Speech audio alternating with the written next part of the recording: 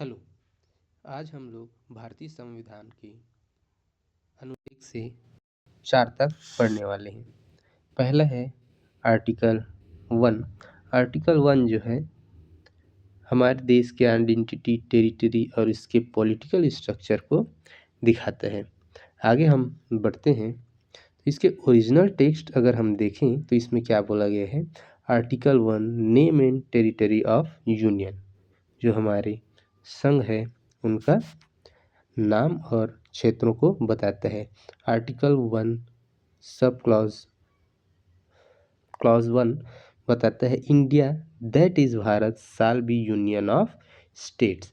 यहाँ पे देखो क्या बोला गया है, नाम बताया गया है कौन कौन सा, India and Bharat shall be union of states. ये क्या होगा, राज्यों का संघ होगा, ये बता रहा है। और क्लॉज 2 बता रहे हैं the state and territories thereof shall be specified in first schedule, माने कि पहले अनुसूची में ये सभी राज्य और इनके क्षेत्र स्पेसिफाई किया गया होगा। अगला है clause 3 the territories of India shall comprise. Sub clause A the territory of the states, राज्यों का क्षेत्र इसमें शामिल होगा हमारे इंडिया के टेरिटरी में। यूनियन टेरिटरीज मतलब कि संघ शासित प्रदेश, केंद्र शासित प्रदेश, जो कि पहले शेड्यूल में बताया गया है। अगला है sub clause C such other territories as may be acquired, और जो ऐसा टेरिटरीज जो कि इन दोनों के अलावा जो कि एक्वायर किया गया हो, उन्हें भी इसमें शामिल किया गया है। आगे हम इसका डिटेल देखते हैं। और जैसे पहला क्लॉज बोल रहा है क्या, ये क्या बता रहा है, ऑफिशियल नेम को बता रहा है। तो हमारे देश का ऑफिशियल नेम क्या है, इंडिया और भारत। और इसका प्रकृति कैसी है, इसकी प्रकृति है ये यूनियन है। यूनियन किसका, स्टेट्स का। यहाँ पे शब्द देखो, यूनियन शब्द उपयोग किया गया है, फेडरेशन शब्द नहीं उपयोग किया गया है। फेडरेशन में क्या होता है, ये राज्यों के बीच एक समझौता होता है जिसमें उनको अधिकार होता है कि वो देश से अलग भी हो सकते हैं। मगर यहाँ पे यूनियन में क्या है, देश से राज्यों को अलग होने का अधिकार नहीं है। अगला देखते हैं हम क्लॉज 2। तो क्लॉज 2 पहले अनुसूची फर्स्ट शेड्यूल के बारे में बता रहा है। और इसमें क्या है, इस लिस्ट में राज्यों और यूनियन टेरिटरीज का बारे में नाम होगा, जैसे कि छत्तीसगढ़ हो गया, दिल्ली हो गया। अगला है क्लॉज 3A। क्लॉज 3A क्या बता रहा है, बाउंड्रीज को बता रहा है पूरा, जिसमें लैंड, एयर और वाटर बाउंड्रीज आ रहे हैं सभी स्टेट्स के, है ना, स्टेट्स के बाउंड्रीज को। जैसे कि हो गया कौन सा, छत्तीसगढ़, उत्तर प्रदेश, ये सभी स्टेट्स हैं। अगला क्लॉज 3B यूनियन टेरिटरीज के बारे में बता रहा है, केंद्र शासित प्रदेश के बारे में, है ना। जैसे कि उदाहरण में लद्दाख हो गया, पुदुचेरी हो गया, चंडीगढ़ हो गया, दिल्ली हो गया। अगला है क्लॉज 3C। अब इसमें ऐसे क्षेत्रों के बारे में बताया गया है जिसे बाद में एक्वायर किया गया अलग अलग ट्रीटीज के तहत, इंटरनेशनल लॉज के तहत, जैसे कि गोवा, दमन एंड दीव और सिक्किम, इनको बाद में इंक्लूड किया गया था। आगे हम बढ़ते हैं, कुछ जजमेंट्स हम देख लेते हैं। जैसे कि बेरुबरी यूनियन केस, इसमें क्या बताया गया है, इसमें सुप्रीम कोर्ट ने बताया कि article 1 clause 3 sub clause C के तहत इंडिया को टेरिटरी एक्वायर करने का बताया गया है, एक्वायर कर सकती है ना, इसके लिए अलाउ किया गया है। जबकि ये टेरिटरी दे नहीं सकती, है ना, ये एक्वायर कर सकती है मगर दूसरे देशों को दे नहीं सकती।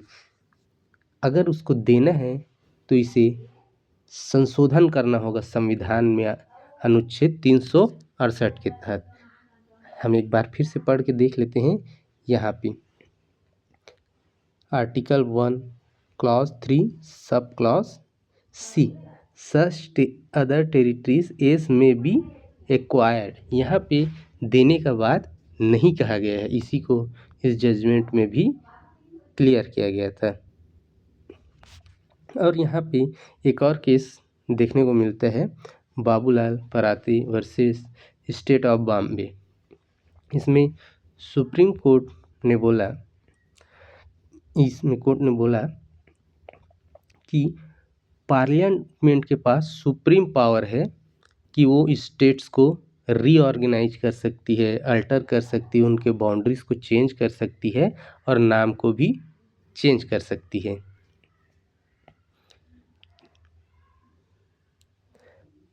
और कभी कभी बीच बीच में नेम के डिस्प्यूट में भी आ जाता है, जिसमें क्लियर किया गया है कि इंडिया और भारत दोनों ही हमारे देश का ऑफिशियल नाम है। तो इस आर्टिकल का क्रक्स क्या है, अगर हम देखें तो इंडिया अगर हम देखें तो ये कैसा है, indestructible union of destructible states, विनाशी राज्यों का अविनाशी संघ। मतलब कि यहाँ पे देश जो है अविनाशी है लेकिन स्टेट जो है विनाशी है। मतलब कि स्टेट के बाउंड्रीज, नाम, ये सब बदले जा सकते हैं और बदलने का पूरा अधिकार किसका है, सुप्रीम पावर किसका है, पार्लियामेंट का। अगला हम देखते हैं आर्टिकल 2। दूसरे आर्टिकल में हम पढ़ें तो इसका मूल संरचना देखते हैं। तो पार्लियामेंट में by law admit into the union और stabilize new states on such terms and condition as it thinks fit, है ना।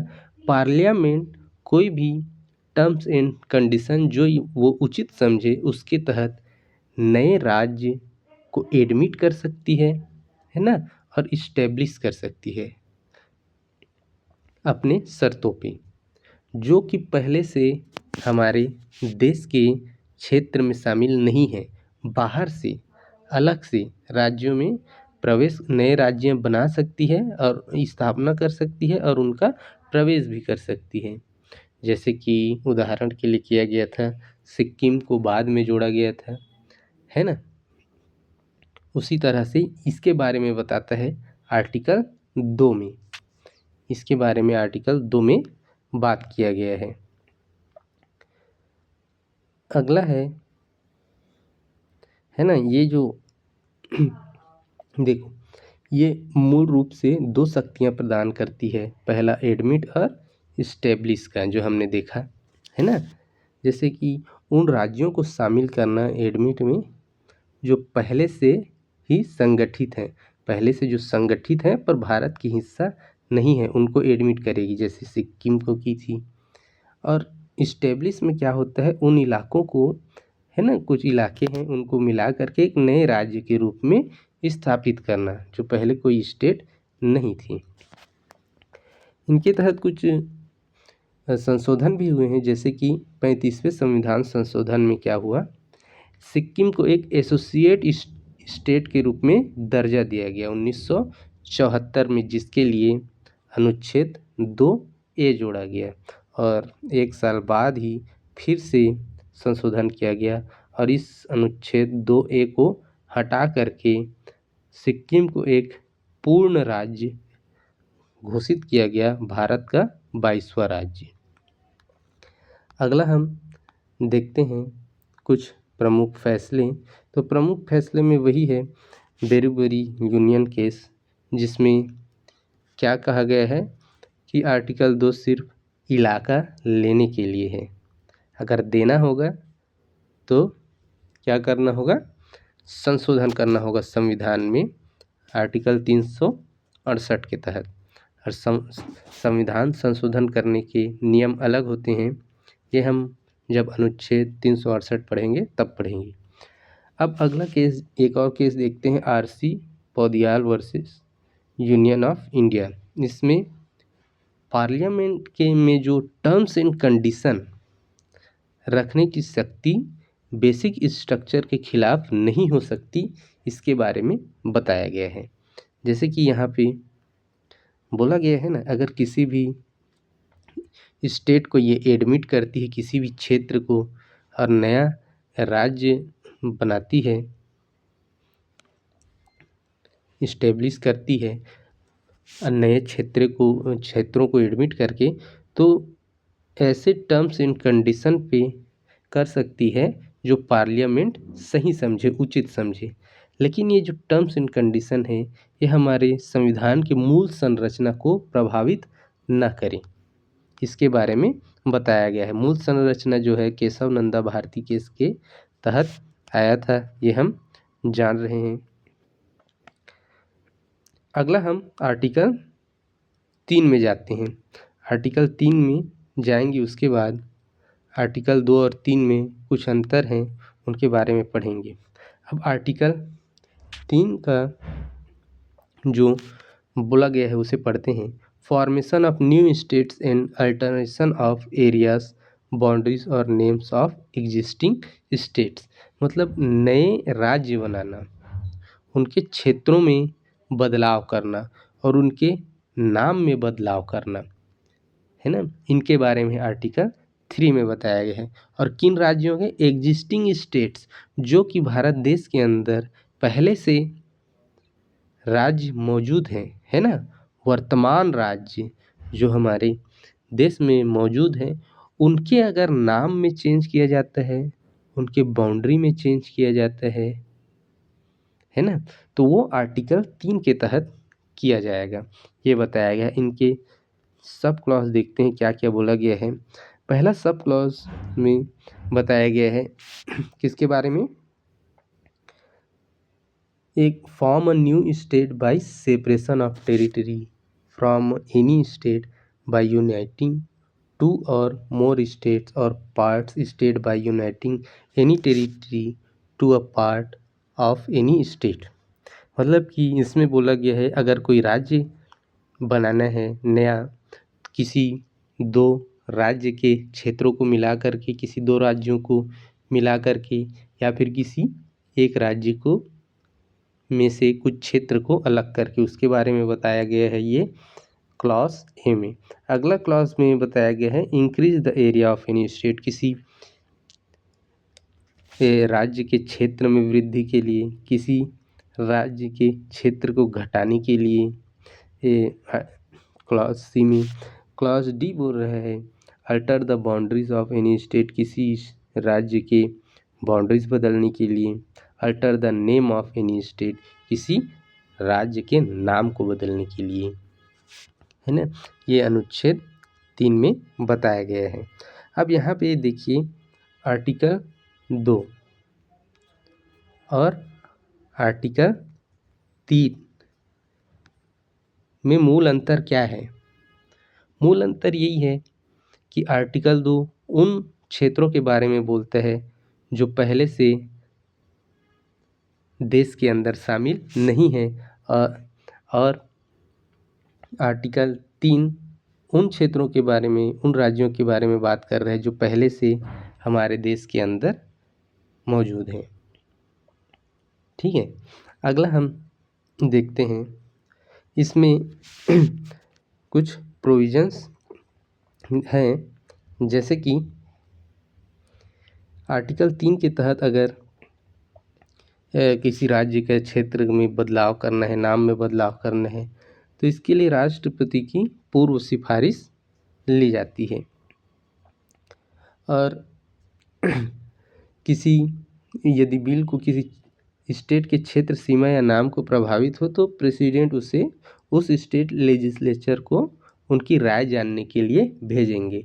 जिन राज्य, अगर जो राज्य प्रभावित हो रहा है नाम बदलने से या बाउंड्रीज बदलने से, उन राज्यों की विधानसभा को, है ना, क्या भेजेंगे? राय लेने के लिए भेजेंगे ये बिल को। ठीक है। और अगला है स्टेट लेजिस्लेचर को एक निश्चित समय पर अपनी राय देनी होगी। हालांकि ये राय बाध्यकारी नहीं होगा, ये पार्लियामेंट के ऊपर निर्भर करता है कि उसे स्वीकार करे या नहीं। तो इसमें देखो ये कुछ अमेंडमेंट देख लेते हैं। पहला 5th अमेंडमेंट एक्ट 1955 में इसमें प्रेसिडेंट को ये शक्ति दी गई कि वो स्टेट लेजिस्लेचर को राय देने के लिए एक टाइम लिमिट तय कर सके। उतने टाइम लिमिट में जो स्टेट प्रभावित हो रहे हैं वो उतने टाइम लिमिट में क्या करें, अपनी राय दें, जिसे मानना या ना मानना भले ही पार्लियामेंट के ऊपर है। अगला है 18th अमेंडमेंट एक्ट 1966 में आया। इसने स्पष्ट किया कि स्टेट शब्द में यूनियन टेरिटरीज भी शामिल हैं, लेकिन यूटी के मामले में उनके विधानसभा की राय लेना अनिवार्य नहीं है। अगला हम देखते हैं, कुछ जजमेंट सही है। बाबूलाल पराग वर्सेस स्टेट ऑफ बॉम्बे। इसमें सुप्रीम कोर्ट ने कहा कि पार्लियामेंट स्टेट की राय मानने के लिए बाध्य नहीं है। इसमें स्पष्ट किया था, है ना। राय तो लेंगे स्टेट से, लेकिन उसे मानना या ना मानना पार्लियामेंट के ऊपर है। अब बेरूबरी यूनियन केस में यही बताया गया है कि अगर कोई क्षेत्र अगर दूसरे देश को देना हो तो उसके लिए क्या है, संशोधन करना पड़ेगा अनुच्छेद 368 के तहत। और ये भी बताया गया है कि इन सब के लिए क्या है, सिंपल मेजॉरिटी चाहिए, है ना। संशोधन के लिए एक स्पेशल मेजॉरिटी चाहिए होते हैं, लेकिन आर्टिकल 2, 3 इसके तहत एक सिंपल मेजॉरिटी चाहिए होगा पार्लियामेंट में। अगला हम देखते हैं आर्टिकल 4। आर्टिकल 4 में बोला गया है, loss made under article 2 and 3 to provide amendment of the 1st and 4th schedule and supplement incidental and consequential matters। ये आर्टिकल 4 जो है, आर्टिकल 4 जो है पार्लियामेंट को ये पावर देती है कि ये लॉस बनाए, जो भी हमने अनुच्छेद 2 और 3 के तहत क्या किए, बदलाव किए हैं, है ना। अनुच्छेद 2 और 3 के तहत जो भी बदलाव हमने किए हैं उसके लिए संविधान में संशोधन करें, पहले अनुसूची और चौथे अनुसूची में बदलाव के लिए। पहला अनुसूची क्या बताता है, पहला अनुसूची संघ और उनके क्षेत्रों के बारे में बताता है, तो इसमें संशोधन तो करना पड़ेगा ना। जैसे कि नया कोई राज्य बनाया गया तो पहले अनुसूची में उसके बारे में बताएंगे, दर्शाएंगे। और चौथा अनुसूची बताता है राज्यसभा में सीट्स के बंटवारे के लिए, है ना। संसद के 2 सदन होते हैं, पहला लोकसभा और राज्यसभा। तो राज्यसभा जो है राज्यों का प्रतिनिधित्व करता है, तो उसमें अलग अलग राज्यों के लिए सीट्स बटे होते हैं। तो इसके लिए अगर नया कोई राज्य बनता है या फिर बाउंड्रीज अल्टर होती है तो उसके लिए 4th शेड्यूल में अमेंडमेंट करेंगे और उसके तहत नए सीट्स उनको प्रोवाइड किया जाएगा उन राज्य को, है ना।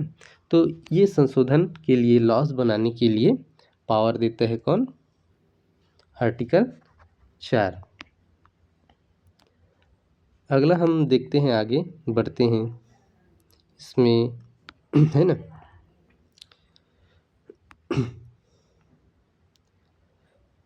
तो देखो यहाँ पे बता भी दिया गया है। अब पहला शेड्यूल किसके बारे में बताया है, राज्यों और यूनियन टेरिटरीज का नाम और उनका क्षेत्र के बारे में।